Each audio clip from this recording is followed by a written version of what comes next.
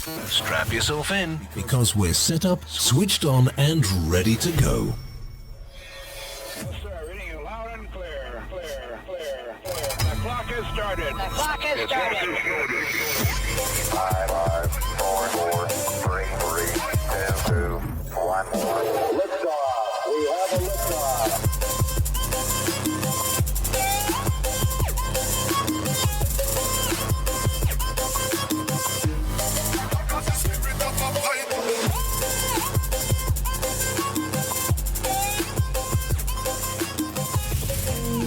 You are now tuned in to this week's episode of our podcast. Today we are going to interview some of the greatest and most influential minds in our field. By sharing our collective expertise, we will show you how to harness, control, and use your own skill set to achieve ultimate success and live the life you want. And now, please welcome your host. Good day, everyone. This is Dennis Cater. Welcome to the Smalls Cast podcast. And this week's a little different. Our normal moderator, Nate, is not here today. He's actually returning from a business trip. And you can hear about that. He was out at Dell World this week. And you can listen to the podcast that we're going to be broadcasting to learn more about Dell World and what that entails and his adventures out there in Las Vegas, Nevada. Excuse me. This week, I am joined with Jason, or JD Daniele. He is the CEO and president of Giuseppe Space. Welcome, JD. Thanks, Dennis. It's a pleasure to be here. Yeah, this is exciting. We've been trying to coordinate this for a bit now, I know. We've been chatting off and on, probably about 6 months now, I think. I think going on at least 5 or 6 months. Yeah. It's hard when you're a new entrant in the space industry and you're doing a little bit more without the entire team. But you are not new. So before we go there, so Giuseppe Space, I like the name. We can start there. Where's that? So Giuseppe is actually my great-grandfather who came to Boston back in the late 30s. Oh. So I'm third-generation Italian American immigrant. Nice. So you went with your grandfather's name. I did. That a lot. I went with his name because he was the first. Is that a first name or a last name? That was actually his first name. That's his first name. So it's Italian. Giuseppe Daniele? Daniele. So it's nice. Italian version for Joseph. Yeah. And he was really our inspiration for our entire family tree, being the first Italian immigrant at the age of 16 and just doing several entrepreneur efforts, from shining shoes to delivering newspapers. It's the whole immigrant story is very fascinating, right? I mean, like you said, he came at 16. I'm actually first generation American. My mom and dad both came over in their 20s. Actually, my mom younger. It's a interesting story, the things that people did and do still today, right? Immigrants, they kind of make things happen and bring a whole nother dynamic to culture, I think. Yeah, they bring innovation, passion, drive to succeed, and wanting to make a better life for not only themselves, but the people that work with them. Right. Kind of like you in Giuseppe Space. I appreciate that, yeah. So it was a no-brainer for me when I was going through the list of kind of names, catchy names, and what would speak to industry. And I really thought that Giuseppe would be one of those names that... it's definitely catchy. I remember it. Like right off the bat. It has a flair to it. Yeah. And I think it's something that if you hear it once, you'll know it's a name of distinction. Right. No, I like it. Okay, so let's talk about what is Giuseppe Space. So tell us what you guys do. So Giuseppe Space, what we're trying to invoke upon the space industry is a enterprise one-stop shop for anything that you want to do in the space industry. So from your requirements, what you may need for the warfighter, or if you want to diverse and go down with the space portfolio and architect how to get there. So from point A to point B. Right. So on the engineering side of things, so you can say, you guys don't develop a product. Correct. We're not a manufacturer. Okay. We manufacture solutions. Yeah, there I you like go, that. right? Giuseppe Space, manufacturing solutions. Exactly. So we tout ourselves, we're two sides of the coin. So with the A and AS side of the coin, and also the SC and I. Okay. So when there's a solution to be had, SC and I Systems integration. Thank Yes, you. correct. Engineering and integration. Yeah. So in just in case people who are listening don't necessarily no, that's know good acronyms. because acronyms are Yeah. it's a wave of the GSA. Right. So when you see a GSA contract and you're like, okay, what type of team do I need here? Normally, the two major contract types, you'll have the system engineering and integration, Right. and then the A&AS, which is your advisors. Yeah, assistance and advisory services. Correct. Yeah. So those are right now our focus for Giuseppe. But Giuseppe is made from just passionate space professionals that I've had the honor to work with, both in a active duty capacity and in a civilian capacity. So we have folks that are well over 20 years in space operations experience. Other folks that have worked for incredible companies like NASA, JPL, and Raytheon, to name a few, that they've led their industry with regards to their solutions in engineering, from robotics all the way down to box level engineering solutions. And so you said you were in the service. I caught that. So Yes. what would you do? So for 28 years, I was in the Air Force. Okay. The first 13 years, I was a medical logistics here. Oh. So There's a whole nother career field it's for a you. whole nother logistics, Logistics, ball of wax. medical in space. That's a big thing, man. Yeah. Someday, maybe when we step foot on the moon and start having a little colony there, Yeah. they'll need to be. According to Elon Musk, it's going to happen here real soon. Yeah, like But, 2025. I can only hope, because that would be exciting for me as well. Right. But yeah, my last duty station was here in Air Force Academy. I was working in the hospital and switched over in 2003. And I had some troops at the time coming up and said, hey, I was Sergeant Daniele at the time. And like, hey, sign this paper. And they're like, what for? And he goes, well, I'm going to go work for space. I said, astronaut, what are you doing? Yeah. He goes, no, I'm going to go in the mountain. I said, Cheyenne Mountain, you going to do Stargate stuff?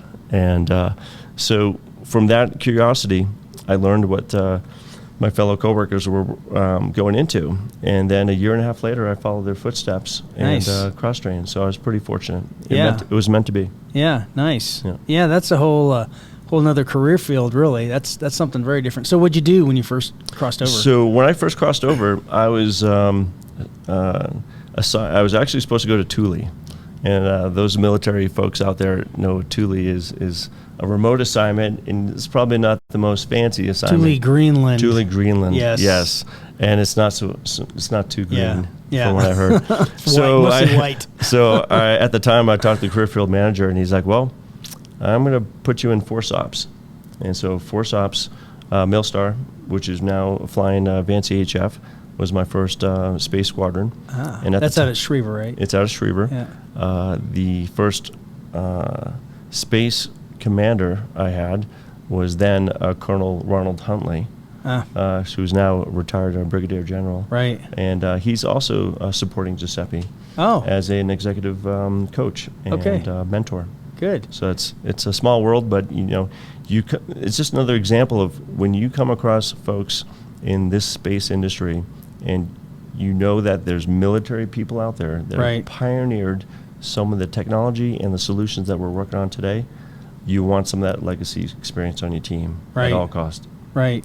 So you're local here, right? You're here in Colorado Springs. Yes, I just moved back after the pandemic. I was in LA for about 2 years, and then it's just about 14 months ago, I came back to the Springs after being in the Springs for about 21 years, and I'm up in Woodland Park. Yeah, so you were just talking to me. You've been up in the mountain. We're just going to take a sidebar here because Sure. I'm all about being out in the mountains. So where were you? What'd Yes, you do? I was actually in Chesapeake Creek. It is Chesapeake Creek? Chesapeake Creek. It's a reservation national forest just northeast of Ventura, California. Oh, not here. Not here. Oh, yeah. I you went left, out of state. You left. I so left. you moved to Colorado, Yep. and then you go back to California. Go to the wilderness. Yep. What's wrong with you? I know. I got an invite I couldn't turn down. There you go. If you're going Yeah. with somebody, that's a good Yeah. deal. That's a good deal. It was a good 35-mile hike. Basically. Oh, you went backpacking? Backpacking. Oh, nice. Yeah, which is different because I'm a hunter. So Yeah. backpackers, their size and weight. Yes. They try to skinny that down. Where I'm all about my Carrying your tools, gear. my Yeah. gear, my tech gadgets. Yeah. my solar array panels for my phones and all the good stuff. And Yeah. so one thing that the heat really played a factor. Oh, So, yeah. Is it yeah. warmer out there already? It's a little bit warm. It's about 82, 83. Oh, yeah. So when you have a 50-pound pack, Yeah. that's a little bit significant. I did it purposely to try to train for elk season coming up here in August, but I probably picked the wrong venue. And you're a little early. Yeah, the wrong venue. Well, I'm glad I got it in as far as a good practice run, but Yeah. I learned a lot about the trip. Well, I'm going in July to do the last piece of the Colorado Trail, July 4th weekend. Okay. So if you're like interested, we'll talk later. Let's do it. All right. So, anyways, Giuseppe Space. Let's talk about space now. So, who are your current customers? Where are you kind of going? What do you think? Well, right now, this is a good question. So I like to answer it in two parts. Giuseppe is a collection of companies. Right. So Giuseppe Space Enterprises is really a holdings group with 5 companies underneath it. Oh. So what we're trying to do is position ourselves so that when the customer has a demand, a need, a requirement, we can go right to the source. Right. Where some companies have line of businesses, Right. they're all subsidiaries. Right.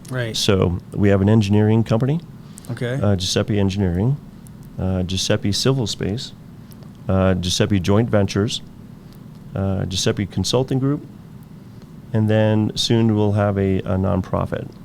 So let's talk about those. Engineering, Yeah. I get. What's the civil space? Civil Space is to support the merger eventually between the military space and the civil space I'm pursuits. with you. Okay. Yeah. So what I'd like to do is keep that say swim lane Yeah. a little bit clean. Yeah. And so that some of the engineering pieces of that will be tied directly to civil spaceport launch. Now there's a couple of different facets of launch. So there's tourism, Right. and then there's payload. Right. So we're going to focus on the payload and helping some of the states out there create an ops center. So a lot of the folks on Giuseppe's team right now came from. You talking about like at spaceports? Mm-hmm. Op centers at spaceports? Correct. Yep. So that's another thing of the oncology of what a spaceport is. Some folks or some states are calling it a space complex. Yeah. Some of them are calling it a spaceport. Right. Or a space mission center. So, Yes. So they're all mean the same, I think, but in the future, they'll probably delineate that naming convention based upon what their mission is. Right. So if their mission is going to be tourism and that's going to be their niche, then they'll probably shy away from a spaceport and say maybe a space complex. Yeah, and Space Complex in a Denver spaceport Mm-hmm. or Colorado Spaceport, Colorado. It is a spaceport, but it's a space complex, like you mentioned. They're trying to bring in industry there. They actually have Sabre space there where they're testing rocket engines and things like that. And Yep. I don't know if you saw, Elon Musk is about to do a test around the world where he's launching and then going around and dropping again, and it's going to be for transportation. Whether that means people, right now it won't be people, it'll be material, Right. equipment. Sure. But he's actually testing it. So it's a 90-minute flight around the world, dropping it again. That would be quite the system test. He's doing it from Texas around the world and dropping it in New Mexico. Oh, okay. So Yeah. it's pretty much almost the same point of origin. Almost. Yeah. Yeah. Which makes sense. Yeah, right? except he's got to go to Spaceport New Mexico because they've been touting them as the Spaceport America. True. So, True. yeah. And it's nice to see all the taglines. Cause, It is. I don't want to shy And- away from it because it's good marketing. Well, and Galaxy's down, or Virgin Galactic is down Yep, there. that's true. What's the JV? So the JV is going to be the international piece. Okay.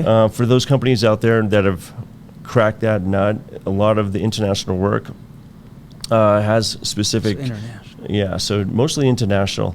So with that, starting a company, you want to have those lines of accounting clean from the other businesses. Right. So just think of your DCMA audits. Right. And different nations might be doing different missions. Right. So it's one of those. It's really an organizational. No, that's method. actually very good. Yeah. So we've been talking to folks in JAXA.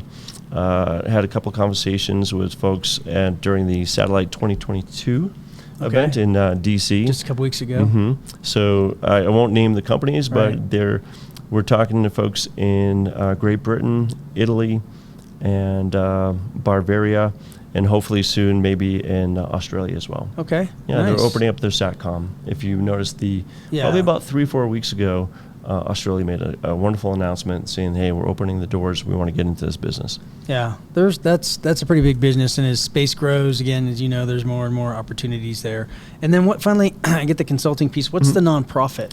The nonprofit. Where are you going with that? So, it's almost a passionate endeavor for myself. So, being in the military for 28 years, I really couldn't go back to the state of Maine because of the fact that they didn't have that industry. Mostly, there's a lot of trades, livelihoods that are in Maine, whether working on houses, on the roads, and other civil engineering projects. But specifically for space, I think you owe it to the industry to give back a little bit. And so, working with some folks like the Space Foundation, Space Force Association, and AFCEA, and those types of groups that are for giving the grants for STEM education. Correct, yeah. Giuseppe, we want to start targeting children as early as the 5th grade. Okay. And then treat that as kind of like a mentorship program where we help provide them some technical direction and just scratch the itch on where their passions may lie, or some of the interests. So some of these kids might not even know what the benefit is in space programs. Yeah. And so we want to kind of feed and plant the seeds early. Yeah, I'm sure they don't know any of that stuff. So. No, they didn't. I didn't. Well, let's take a quick pause. We'll take a break, and then we'll be back in just a minute with Giuseppe Space. All right. Thank you. This podcast is brought to you by CHAFA, the Colorado Housing and Finance Authority. Since 1974, CHAFA has strengthened Colorado by investing in community development and affordable housing. CHAFA's community development team partners with lenders across the state to offer the financing you need to grow your business. Talk to your local lender about CHAFA's Cash Collateral Support Program, which helps small and medium-sized businesses access capital that would otherwise be unavailable due to collateral shortfalls. To learn more, visit chfainfo.com. Okay, welcome back, and thank you very much. We are here today with JD Daniele. He is the CEO and president of Giuseppe Space. Welcome back, JD. Again, thanks, Dennis, for having me. It's a pleasure. Yeah, I know. It's interesting taking the pauses and stuff because you get into conversation and then you're like, oh, wait, we got to do a pause. But it's good to do that. Let's get a drink, too. So yes. All right, so we were talking about Giuseppe Space and all the areas you're moving into.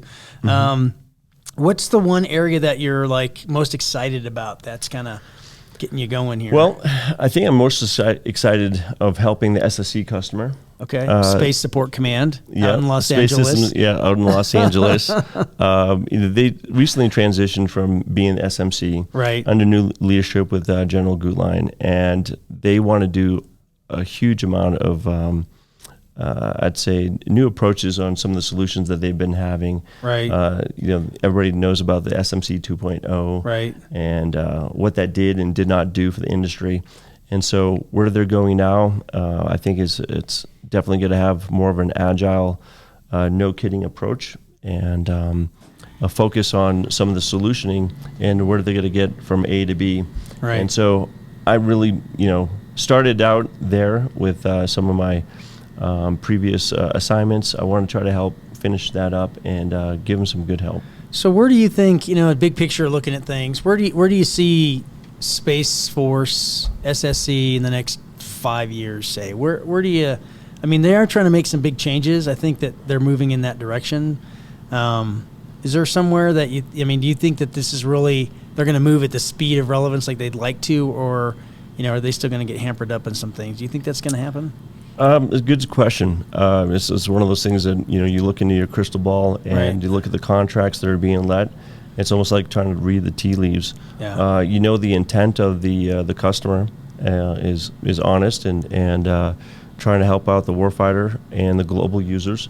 But when everybody, I guess when agencies try to go fast, I think they learn their limitations and they adjust and they mitigate. And so I think in this case, I remember back in the day where they were the industry was kind of afraid to fail. Right. And so I think that acceptance on trying again. So fail early, Right. Fail often, but don't fail Right. on the day of launch, right? Right. So I think in this next pursuit and some of the objectives of Space Command, I think you'll find yourself trying to help them realize what the requirements are, and then fold in some of the lessons learned over the years past, and then try to move the football.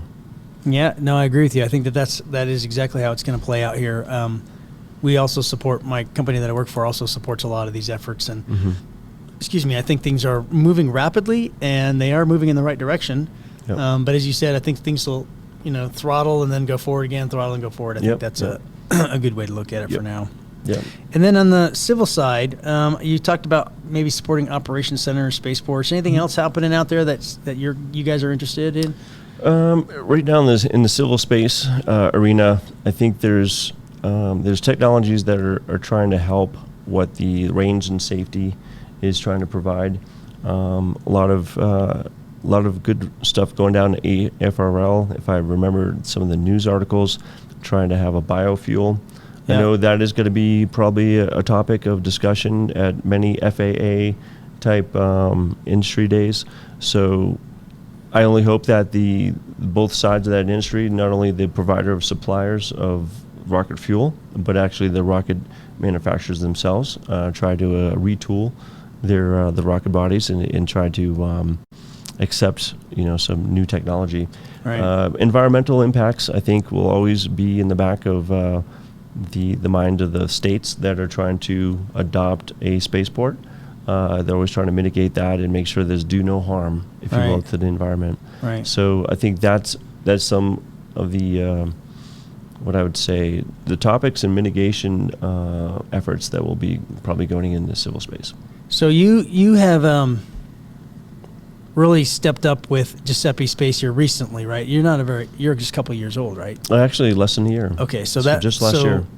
Any lessons learned that you want to share with any of the other small businesses out there about? I mean, you had some background in the military, so Sure. you kind of knew government contracting, sort of. But any advice you'd give to, how you get from where you were 6 months ago or a year ago? I'm guessing this has been in your mind for a while. This has been in my mind probably about the last 5 years. Okay. And I was thinking about just starting an LLC and just having one shop with a very niche type of market approach to industry. But if you take a holistic approach of what the industry is going, where industry is going, the needs of the industry, and how to best apply some of the people that are wanting to join your team. Slow, it's kind of like the crawl, walk, run type of mentality. But set up the company. I guess the best advice is to set up the company so that your assets are protected. So get a good lawyer. Your personal assets. Yeah, personal assets, Yeah. but also the assets of the company. Yeah. So you want to. I look at starting a company as being a captain of a ship. Yeah. So that my ship can weather the storm, and weather a small battle, if you will, between other companies that may throw a protest on you, or even weather. Now, when I say weather the storm, if you have a dry spell and you're not pulling in the contracts and you're not making your EBITDA or your revenue stream that you want to either expand or sustain yourself. So I think one of the biggest takeaways with that, once you have your company established, understand what you can bring to the fight. And don't try to do too much too quickly. Right. But partnerships is probably the best ally and best offense for a new business. Get in tight with, like I say, 5, maybe 7 companies. Maybe a couple of them would be larges. A couple will be some company of your size, Right. and maybe a mid-sized company. Make it so that the portfolios of all the skill sets or the capability matrix that you have in your head and what you feel that you can deliver to the team or deliver to a contract, make sure you complement each other and have a little bit of integrity and trust. And how did you find out? So I'm assuming you went to PTAC, or did you leverage any of the, to get your SAMs set up and cage codes and all that stuff? And Yep. did you leverage them at all, or how did you do that stuff? Well, going to sam.gov, I'm going to tell you one thing: engage in that process early. Okay. Because you can put yourself in as an 8A. That might be a little bit longer of a pull to get into that pool. Right. But start off as if you're a veteran-owned, or if you're a woman-owned, or if you're disabled veteran-owned. That's probably the quickest button to push. And then from there, it always helps to have another company who has done it and Right. had the lessons learned. A mentor. A mentor. Yeah. So And so who was your mentor, can you say? right now it's not official, so I want to keep that a little Okay. bit close hold. Okay. But I am working on a mentor protege. Okay. I've put them together on the other side when I was the mentor. Right. And I took on a protege, or in this case a JV. Right. But you have to, I think, to be, to be long lasting, or to have some longevity in this fight, you want to choose your mentors wisely, and also choose your partners wisely, like I was Right. saying before. Right. Yeah. Yeah, I think it's a little scary for a lot of folks, Mm-hmm. and where to go, how to go. So we partner quite a bit with PTAC. If somebody says, "Hey, I want to start a company," I'm like, go to PTAC. If you want to start a commercial company, go see the Small Business Development Center. Yep. If you want, and even if you're a government contractor, you might want to go see them too. They offer a lot of resources just about running a business, how to do your e-commerce, how to do your marketing, all that kind of stuff. And then I send them to the Procurement Technical Assistance Center, PTAC. They're all over the state. They're all over every state, and they can help you become a government contractor. And it doesn't have to be for the Department of Defense. It can be whomever, Exactly. It can be state, local, federal government. I think a lot of people underestimate the power of what a small business office can do Right. for you. The connections, kind of partner you with other like companies, whether it be like in solution-based skill set, size, or even the passion. Right. Where do you want to apply yourself in this Right. space industry? Well, and that's the relationship with us, the smalls, with them is we say, go see them first. Once you get all your administration fixed and get that in place, then come back to the smalls and we'll help you plug into the network. That's how we met, right? Is Yep. get out there and network. Absolutely. Speaking of that, we are going to have an event. I don't think this will be up on time, but next week in Denver. And then we're June 8th, we are down in Pueblo Oh, nice. at the Water Tower place. So look for notification of that. Okay. Anything else you want to say to our listening audience? Yeah, for the small audience, also, we talked a little bit about lessons learned in how to go about starting your company. Right. Delegation is one of those things that probably It's hard to do. It's hard to do. It's I'm guilty. I could say I'm guilty too, but that's knowing your team though. Yeah. You have to understand the people you're bringing onto your team. Yeah. Most of these folks that are on Giuseppe, I've shared a foxhole with, or been on the ops floor with them, Right. or worked them in some capacity in a previous employment.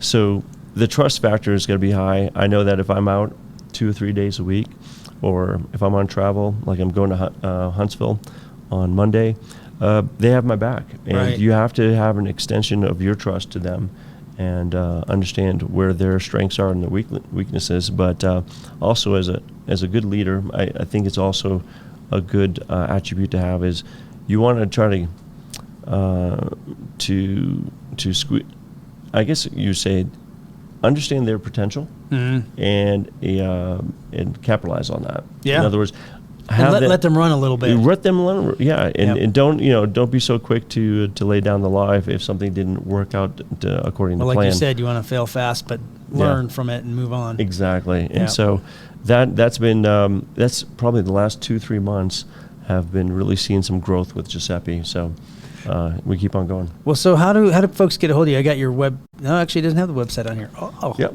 How did they get a hold of you? So it's they can get a hold of me through the website. It's giuseppespace.space. Okay. And that's another thing, having some distinction for if you're starting a small company. Right. The space domain is up and coming. A lot of people don't have that, so they're going to be moving Not from the .com or .edu. Yep. The space. Space is Nice. actually the domain name. So Nice. I encourage people to go out there and try to go to GoDaddy.com Yes. and make something that is rememberable.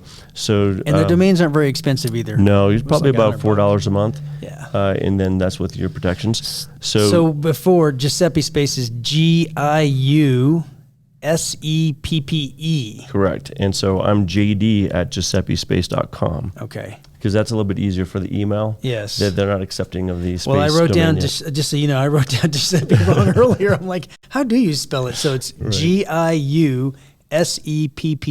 Correct. Giuseppe Space .space. Yes, correct. Yeah, so reach out to JD if you're looking for a potential partner in the space industry, whether it's systems engineering, civil space, anything international, consulting, and or have interest in his nonprofit, help out fifth grade, because I would agree with you.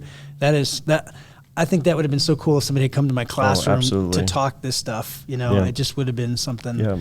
I still remember I met, not Armstrong, Carpenter. Okay. He was an astronaut years and years ago. I was taking gymnastics. I was doing trampoline when I was a kid, like a little kid. And he came in and met with us. And I thought, you know, it was the coolest thing ever. So those are really cool moments to kind of learn about these things in space. And what all that means. Absolutely. Start early and just cultivate their passion and point them in the right direction and see where they go. There are the future. You know, we can't be doing this forever. It'd be nice if we could. But I realize that, 5 years from now, I might need some new folks on the team. Yeah, you will. Yeah, The way the market's going. Exactly. But yeah, into the small community out there, even if you just want to pick my brain, I'm here for you. You know, our success, or as a small, is really everyone's success. That's right. That takes us back to the smalls. That's exactly what we're doing. Our success is your success. It's a win-win. We're always trying to help out. So thank you again, JD, for coming in today. Hey, it's a pleasure Great being here. conversation. Thank you for having me. And we to come will back. meet everybody again online or in person in the next few weeks at a Smalls event or other networking event, and we will see you soon. Have a good day. Thanks for listening. You've reached the end of another episode of the Smallscast podcast. Connect with us at thesmalls.org. Don't forget to sign up to our newsletter to receive our free materials. See you at the next episode.